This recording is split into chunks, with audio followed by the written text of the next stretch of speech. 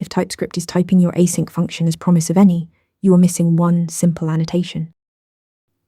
To type a function that returns a promise, use promise *t, where t is the type the promise resolves to. Write it as the return type annotation, after your closing parenthesis, followed by a colon. For instance, a function called fetchUser that resolves to a user interface is annotated as fetchUser, promise *user. TypeScript now tracks that resolve type through every await and then in your code.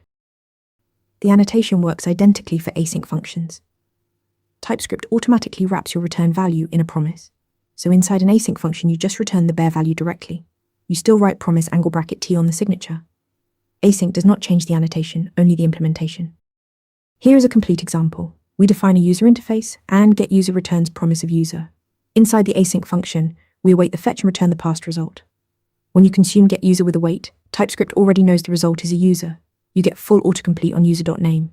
You can also chain .then, and TypeScript automatically types the callback parameter as user. Annotate your function return type as promise *t, and TypeScript tracks the resolved value for you. Practice the next question to keep building your TypeScript skills.